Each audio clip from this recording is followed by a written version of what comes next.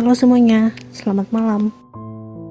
Kembali lagi bersama aku yang akan bawain cerita malam dari channel CM Official. Cerita malam kali ini mungkin akan sedikit berbeda dari sebelumnya. Jadi, kalau di cerita malam sebelumnya aku selalu memberikan motivasi dan kata-kata mutiara lainnya, malam ini aku akan bawain satu cerita tentang seseorang yang selalu dianggap sebagai pembawa sial.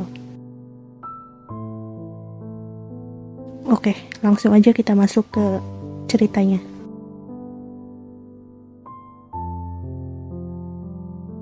Halo semuanya.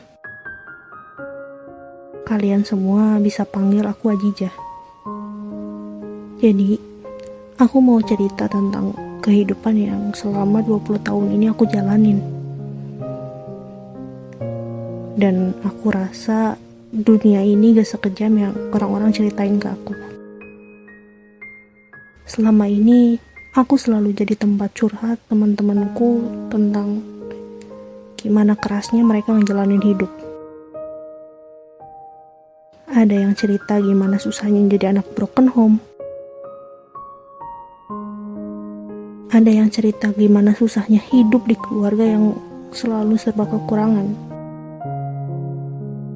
Sampai-sampai ada temanku yang sekolah sambil kerja. Ada juga yang sering menerima kekerasan mental dan fisik dari kedua orang tua mereka. Dan cerita-cerita sedih lainnya. Saat dengerin keluh kesah mereka, jujur aku ngerasa kalau aku harus banyak-banyak bersyukur dengan kehidupan yang aku miliki sekarang. Dan aku juga selalu merasa kalau kehidupanku yang sekarang itu adalah kehidupan yang selalu didambakan oleh teman-temanku atau mungkin semua orang yang ada di dunia ini. Aku rasa kehidupan aku yang berubah 360 derajat. Tapi ternyata aku salah. Bukan kehidupanku yang berubah.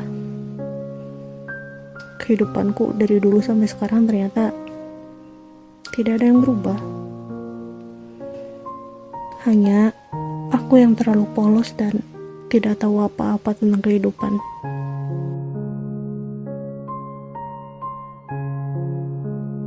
Semua ini terjadi sekitar 2 tahun yang lalu. Di mana saat itu kondisi keuangan keluarga kami sedang tidak baik-baik saja. Orang tuaku kehilangan pekerjaan secara bersamaan saat itu. Dan di sini kami sekeluarga mulai merasakan gimana rasanya kelaparan dan serba keterbatasan. Terlebih lagi saat itu kondisi lagi pandemi. Jadi kampus-kampus mulai ditutup dan kegiatan belajar mengajar dialihkan jadi online. Jadi mau tidak mau kami harus selalu punya kuota karena saat itu di rumah kami gak ada wifi. Ya kami pikir buat apa pasang wifi? Kami aja jarang di rumah. Jadi kami gak pernah tuh kepikiran mau pasang wifi. Kalau ingat masa-masa dulu, rasanya gampang banget. Aku mau beli kuota. Nggak perlu nunggu habis dulu. Sebelum habis, aku udah isi. Biar pas habis, aku nggak perlu panik lagi. Tapi sekarang, jangankan buat kuota. Kalau ada uang pun, pasti aku gunain buat makan. Saat itu, keluarga terdekat aku mulai bersikap sedikit berbeda dari biasanya. Ya, susah sih ngedeskripsiinnya. Mungkin singkatnya, kami sekeluarga sedikit diasingkan oleh anggota keluarga kami yang lainnya. Oke, biar gak menimbulkan ambigu, sedikit aku jelasin yang aku maksud keluarga dan anggota keluarga lainnya. Jadi yang aku maksud keluarga itu ada ayah, ibu, dan saudara-saudaraku yang lainnya. Sedangkan kalau anggota keluargaku yang lainnya itu yang aku maksud kayak om, tante, dan yang lainnya. Oke, lanjut. Saat itu aku masih belum paham dengan apa yang terjadi. Aku kira semuanya baik-baik aja. Sampai perlahan saat anggota keluargaku yang lainnya berkumpul, ya hanya sekedar untuk makan-makan dan kegiatan lainnya. Aku, ayah, ibu, dan saudaraku gak ada yang diajak oleh anggota keluargaku yang lainnya. Setiap kejadian masih aku ingat sampai sekarang. Aku yang selama pandemi hanya berdiam diri di rumah, ya lebih seringnya di kamar sih. Aku ngerasa males kalau misalnya aku ikut ngumpul-ngumpul. Ya sekarang gimana aku gak males sih? Setiap kali kita kumpul, pasti ada aja sesi ngeluarin uang. Dan iya betul, aku gak punya uang. Dan gak mungkin juga kan kalau aku cuman liatin mereka makan doang. Jadi mendingan aku diam di rumah kan. Mulai dari situ, anggota keluargaku yang lainnya mencap aku sebagai pemalas. Sebenarnya sih aku bodo amat ya. Jadi aku abaikan tentang itu. Tapi semakin aku mengabaikan, semakin sakit ya rasanya. Pernah saat itu, saat keluarga besar kami sedang berkumpul, jadi posisinya aku belum gabung ya. Di situ ada ibuku yang mungkin lagi curhat masalah usaha dan kondisi ekonomi keluarga kami kali ya, yang saat ini sedang sulit ke anggota keluarga kami yang lainnya. Terus ya karena emang aku lagi jenuh juga di kamar terus cuman main HP sama laptop, jadi aku mutusin buat gabung di situ. Baru aja aku duduk gabung sama mereka, tiba-tiba udah dapet omongan yang gak enak aja. Katanya usaha orang tuaku bangkrut, itu karena aku. Terus aku dibilang anak yang banyak nuntut lah, dibilang anak yang suka nyusahin lah, dan ada juga yang bilang kalau aku tuh anak durhaka lah. Sedih sih, sakit pastilah. Ya karena ini pertama kali aku ngalamin langsung hal kayak gini. Dari situ semakin hari aku semakin terbiasa dengan kata-kata itu. Sebenarnya aku sakit lah dikatain kayak gitu. Tapi yang bikin aku selalu berusaha buat kuat saat anggota keluargaku yang lainnya ngatain aku kayak gitu. Ibuku bilang, katanya kalau dia bangkrut gara-gara ngebiayain keperluan aku, ibu justru bersyukur karena itu. Dan gak ada yang harus disesalin, karena harta dia yang orang lain bilang itu hilang, bagi dia gak hilang. Karena dia udah simpan hartanya di harta yang paling berharga buat dia, yaitu anak-anaknya.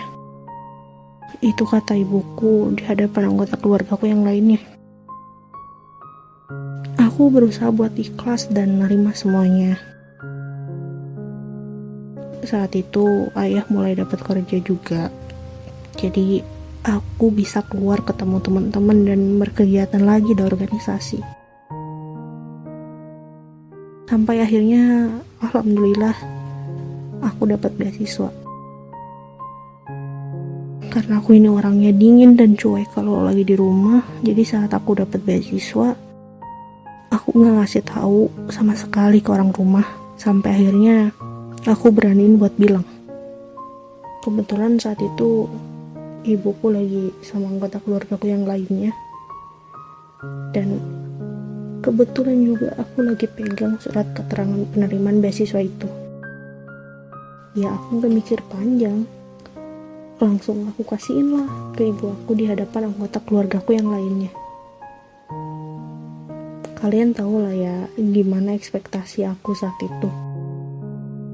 Ya, aku berharap mereka semua, anggota keluargaku yang lainnya itu bangga dan malu karena udah ngata-ngatain aku.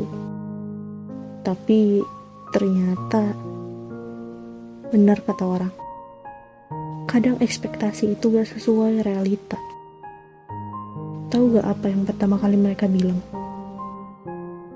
Katanya, masa sih orang kayak kamu dapat beasiswa? Kan kamu gak bisa apa-apa. Gitu katanya. Terus ada juga yang bilang, oh mungkin karena orang dalam kali ya, atau ngandelin SKTM. Ya kalian tahu mungkin ya SKTM, surat keterangan tidak mampu. Emang sih mereka bilang kayak gitu sambil bercanda, ketawa-ketawa, dan aku juga ngeresponnya dengan bercandaan lagi. Tapi sakit banget denger omongan orang kayak gitu. Yang bikin aku sedih sih bukan karena mereka gak ikut ngebanggain aku ya, tapi ngeliat ibu aku ada di situ dan dengerin omongan mereka yang seperti itu ke aku. Apa ya, aku mungkin ngebayangin aja gitu gimana perasaan ibu aku saat itu. Mulai dari situ aku mulai benar-benar menjauh dari mereka. Gak pernah mau ngumpul bareng mereka lagi. Aku lebih milih di rumah atau gak keluar. Aku berusaha buat nyari kerja saat itu, biar aku bisa bantu mulihin lagi kondisi ekonomi keluargaku. Tapi sayangnya dari sekian banyak lowongan, gak ada satupun yang nerima aku. Akhirnya aku bangun usaha sendiri. Mungkin ya pendapatannya gak seberapa, tapi lumayan lah ya, aku jadi punya penghasilan sendiri. Tapi ya resiko hidup. Lagi-lagi ada omongan yang gak enak dari anggota keluargaku yang lainnya. Katanya aku dibilang gak punya masa depan. Terus dibanding-bandingin sama sepupu aku yang umurnya gak beda jauh dari aku. Ya emang sih dia udah punya kerja dan dia juga sambil kuliah. Dan biaya kuliahnya full gratis. Sedangkan aku kuliah dan usaha yang penghasilannya bagi mereka gak seberapa. Ya kesel sih, tapi kayaknya aku udah mulai kebal sama omongan kayak gitu. Aku mulai terbiasa sama caci maki orang, dan aku mulai gak peduli sama apa yang orang bilang tentang aku. Bahkan saran dan kritikan dari orang pun aku mulai gak peduli. Saat ini aku cuman peduli sama aku, keluarga, dan bagaimana kami ke depannya. Jadi terima kasih buat cerita malam official yang udah mau bagiin cerita aku ya.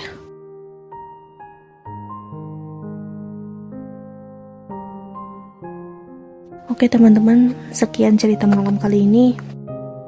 Buat kalian yang punya saran atau masukan buat Kak Ajija, silakan tinggalkan komentar kalian ya. Terima kasih semuanya, selamat malam.